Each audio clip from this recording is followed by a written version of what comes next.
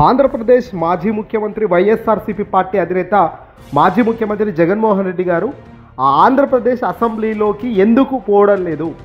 అసెంబ్లీకి రాబోయే ఈ నెల 18వ తారీఖు నుంచి ఆంధ్రప్రదేశ్లో మళ్ళీ అసెంబ్లీ ప్రారంభం కాబోతుంది.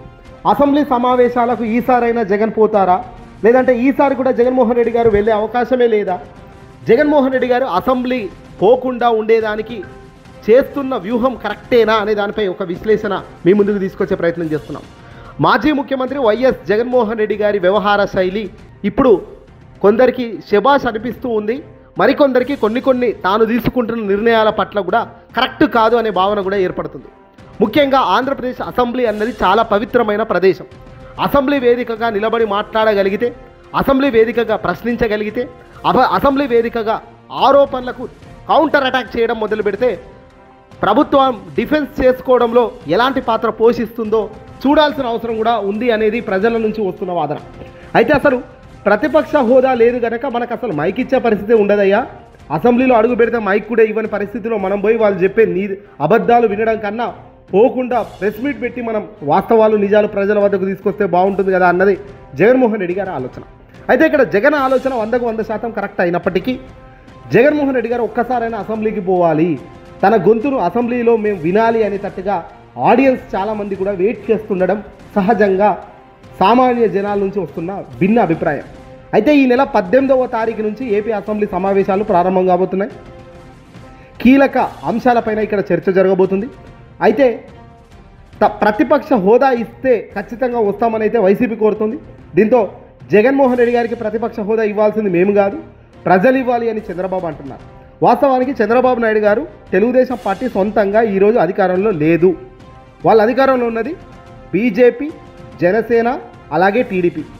3 ముక్కల ఆటల్లో గెలుపొందారు తప్ప ఇండిపెండెంట్గా జగన్ ముందు గెలిచే సత్తా ఈ ముగ్గురికి లేదన్నది క్లియర్ పాయింట్.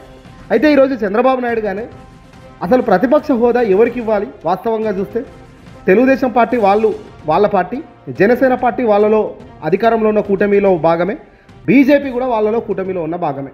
ఇక ఈ 3 కాకుండా ఉండాల్సింది ఏదయ్యా అంటే వైసీపీ. మరి ఆ వైసీపీ పార్టీకి దమ్ముతో, ధైర్యంతో ప్రతిపక్ష హోదా ఇస్తున్నాము, వచ్చి మీరు ధైర్యంగా ఎదుర్కోండి మమ్మల్ని, మేము అడిగే ప్రశ్నలకు జవాబు చెప్పండి అని జగన్ను ఎందుకు ఇరికించడం లేదు ప్రతిపక్ష హోదా ఇచ్చి? ఇక్కడ ట్విస్ట్ ఏందయ్యా అంటే ప్రతిపక్ష హోదా జగన్కి ఇచ్చితే గనక ఇబ్బంది అవుతుంది. ఆయన వచ్చి అడిగే ప్రశ్నలకు మనం సమాధానం చెప్పలేము.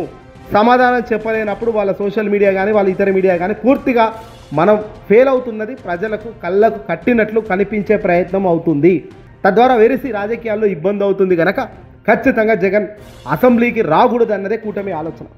అలా రాకూడదు అన్నదే వాళ్ళ ఆలోచన. వచ్చినా కూడా ఎలాగో ప్రతిపక్ష హోదా లేదు కాబట్టి మైక్ ఇచ్చే పరిస్థితి ఉండదు, మనం విచ్చలవిడిగా ఆరోపణలు చేసి తిట్టవచ్చు, ధైర్యంగా మన సంఖ్యాబలం పెద్దది కాబట్టి మనం చెప్పిందే ఆట, విన్నదే ఆట అన్నట్టుగా సాగిపోతుంది. ఇక్కడ వాస్తవం ఏంటంటే జగన్మోహన్ రెడ్డి గారికి ప్రతిపక్ష హోదా ఇచ్చి అసెంబ్లీకి రాకపోతే జగన్ గారికి తప్పని గట్టిగా బలంగా అనొచ్చేమో కానీ ఇవ్వాల్సిన ప్రతిపక్ష హోదా ఇవ్వకుండా జగన్మోహన్ రెడ్డి గారు అసెంబ్లీకి రావడం లేదు, మాట్లాడడం లేదు అంటున్నారు. ఇది కరెక్ట్ కాదు. ఆ వాస్తవానికి జగన్మోహన్ రెడ్డి గారు కూడా ఒకసారి అసెంబ్లీకి వెళ్ళిన తర్వాత వీళ్ళు చేసే అన్యాయపు క్రీడ ప్రజలకు చూపించి బయటకు వచ్చుంటే బాగుండేది. కానీ ఆయన అసలు మొదట అసెంబ్లీకే వెళ్లకుండా వీళ్ళ మీద పదే ప్రతిపక్ష హోదా ఇవ్వడం లేదా ఆయన చెప్పడం, వీళ్ళు అది అలసుగా తీసుకొని వీళ్ళు ఆ కార్యక్రమం చేయడం. వెరసి ఈరోజు అన్యాయపు జరుగుతూ పోతూనే ఉంది. అన్యాయపు క్రీడ ప్రజల వద్దకు వెళ్తున్నప్పుడు ప్రెస్ మీట్ పెట్టి జగన్మోహన్ రెడ్డి గారు దాన్ని ఎండగడుతున్నారు. ప్రెస్ మీట్ పెట్టి ప్రజలకు వాస్తవాలను తెలియజేస్తున్నారు. ప్రెస్ మీట్ పెట్టి చంద్రబాబు ఎంత దారుణమైన అబద్ధాలు ఆడుతున్నారో ఆధారాలతో సహా, పేపర్ వర్క్తో సహా జగన్ ప్రజల ముందుకు ప్రెస్ మీట్ రూపంలో వస్తున్నారు. అసెంబ్లీ అయితే ఏంది, ప్రెస్ అయితే ఏంది, ప్రజలకు ఇన్ఫర్మేషన్ పోతే చాలంటున్నారు జగన్. మరి ఇదే మాదిరిగా రాబోయే రోజుల్లో కూడా చంద్రబాబు నాయుడు గారు చేస్తే దీనికి ఒక అర్థం పర్థం ఉంటుందా? ఇంకా ఏదేమైనప్పటికీ 2 విషయాలు. తాజాగా ఈ నెల 18వ తారీఖు నుంచి అసెంబ్లీ సమావేశాలకు జగన్ వెళ్ళే ఆలోచనలు కనబడుతున్నాయా అంటే ఖచ్చితంగా 60-40 అని చెప్పొచ్చు. 60% వెళ్ళడు అని, 40% వెళ్తాడు అని. ఇక 60% వెళ్ళడు అనే దానికి ఎందుకు కారణాలంటే ఇటీవల సజ్జల రామకృష్ణారెడ్డి గారు తేల్చేశారు ప్రెస్ మీట్ మీద.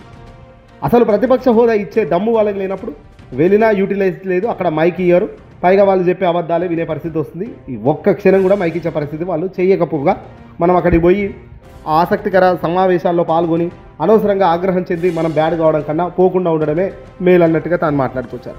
ఇక తాజాగా దీనిపై రఘురామకృష్ణంరాజు డిప్యూటీ స్పీకర్ అయిన రఘురామకృష్ణంరాజు వ్యాఖ్యలు చేశారు. మాజీ ముఖ్యమంత్రి జగన్ ప్రతిపక్ష హోదా అడగడంపై డిప్యూటీ స్పీకర్ రఘురామకృష్ణం ఆసక్తికర వ్యాఖ్యలు చేయడంతో పాటు చందమామ కోసం మారం చేసినట్లు చేస్తున్నారు. జగన్ 60 రోజులు అసెంబ్లీ సమావేశాలకు రాలేకపోతే ఆటోమేటిక్గా డిస్క్వాలిఫై అయిపోతారని, ఈసారి జగన్ అసెంబ్లీ సమావేశాలకు రాకపోతే పులివెందుల అసెంబ్లీకి బై ఎలక్షన్స్ వచ్చే అవకాశం ఉండొచ్చునని ఆయన అన్నారు.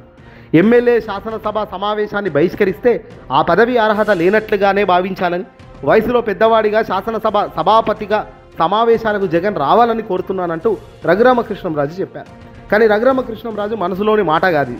రఘురామకృష్ణంరాజు కోపంతో చెప్తున్న మాటలు ఇవి. ఎందుకంటే జగన్మోహన్ రెడ్డి గారు ప్రతిపక్షం హోదా లేకుండా అసెంబ్లీలో వచ్చి కూర్చుంటే తాను పెత్తందారి మాదిరిగా పైన కూర్చొని ఇబ్బంది పెట్టాలి, ఏదో ఒక 4 మాటలు గట్టిగా మాట్లాడాలన్న ఆశ తనలో కనబడుతుంది. ఇది మనం చెప్పేది కాదు, స్వయంగా మీడియా ముఖంగా రఘురామకృష్ణంరాజు గారే స్వయంగా చెప్పిన మాటలు ఇవన్నీ కూడా. ఎందుకంటే తాను అక్కడ కూర్చుంటే, నేను స్పీకర్ హోదాలో నేను కూర్చుంటే భలే ఉంటుంది. ఎందుకంటే తాను వైఎస్ఆర్సీపీ పార్టీ అధికారంలో ఉన్నప్పుడు, జగన్మోహన్ రెడ్డి గారు అధికారంలో ఉన్నప్పుడు నన్ను రానివ్వలేదు కదా, నన్ను కనీసం నా ప్రమేయం లేకుండా చేశారు కదా, నన్ను టచ్ కూడా చేయలేదు కదా రాష్ట్రంలో, ఆ రాష్ట్రం అడుగు కూడా పెట్టలే కదా.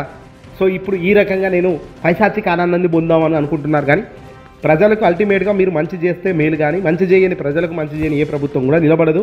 ప్రజలు గుర్తిస్తారు. ప్రజలకు అల్టిమేట్గా మేలు జరుగుతుందా లేదా అన్నదే ముఖ్యం. ఓ టైంలో చంద్రబాబు అసెంబ్లీలో గొప్పగా మాట్లాడా, లేదంటే ఆ వైఎస్ జగన్ అసెంబ్లీకి వచ్చాడా, అసెంబ్లీకి రాలేదా అన్నది పాయింట్ కాదు. ఆంధ్రప్రదేశ్లో ఉన్న సామాన్య జనాలకు, ప్రజలకు అధికారం ఎవరైతే ఇచ్చారో మీకు, ఆ ఇచ్చిన అధికారాన్ని ఆ ప్రజలకు ఏ పాటుగా మీరు యూజ్ చేస్తున్నారు, ఎంత గొప్పగా ప్రజల బతుకులు మార్చే శక్తిగా మీరు అధికారంలో నిర్ణయాలు తీసుకుంటున్నారు, ఆ నిర్ణయాలు వెరసి సామాజికంగా, న్యాయంగా, ధర్మంగా ఎంత ఉన్నాయన్నదే రేపు పొద్దున మళ్ళీ గెలుపుకు నాంది. అలాంటివే గెలుస్తారు, అలాంటి వ్యక్తులు మళ్ళీ నిలబడతారు తప్ప అన్యాయపు క్రీడలు ఆడిన వాళ్ళు, అబద్ధాలు చెప్పి పైకొచ్చిన వాళ్ళు ఎంతకాలం అధికారంలో ఉన్నా అది ఉత్తదే అవుతుంది. ప్రజలు గుర్తించిన నాడు, ప్రజలు అంగీకరించిన నాడు, ప్రజలు గ్రహించిన నాడు చాలా దారుణమైన ఓటమిలు వస్తాయి. ఈరోజు వైఎస్ఆర్సీపీ పార్టీ ఓడిపోయిందంటారు, జగన్మోహన్ రెడ్డి గారు ఆంధ్రప్రదేశ్లో ఓడిపోయారంటారు. కానీ దాదాపుగా 40% ఓటు బ్యాంకు జగన్మోహన్ రెడ్డి గారు తన వైపుకు తిప్పుకోగలిగారు. ఎంత చేసినా, ఏమి చేసినా, ఈవీఎంలను మాయైనా, ఇంకేదైనా జగన్ వద్ద ఇప్పటికీ తన ఓటు బ్యాంకు 40% ఓటు బ్యాంకు తన ఖాతాలోనే ఉంది. ఒక 10% అటు ఇటు అవ్వడంతోనే వెరసి ఈ నిర్ణయాలు, ఈ రాజకీయ మలుపులు తిరుగుతున్నాయి తప్ప ఆ 10% ఓటు కనుక మళ్ళీ 3-4 ఏళ్లలో కనుక తను వైసీపీ తెప్పించుకోగలిగితే, ఇప్పటికే కూటమికి సంబంధించిన సూపర్ 6 హామీలు అమలు లేవనే ప్రశ్నలు లేవనెత్తుతున్న తరుణంలో రాబోయే కాలంలో జగన్మోహన్ రెడ్డి గారి క్రియ పెంచుకొని ప్రజల వద్దకు వెళ్ళినప్పుడు అవన్నీ కూడా కట్టలించుకుంటాయి. ప్రజల దీవెనలు, ప్రజల ఆశీస్సులు మళ్ళీ జగన్ పొందే అవకాశాలకు దగ్గరగా పోతారు. ఈ వీడియో నచ్చితే లైక్ కొట్టి షేర్ చేయండి. మీ మిత్రులందరికీ తప్పకుండా వార్తను షేర్ చేరవేయండి.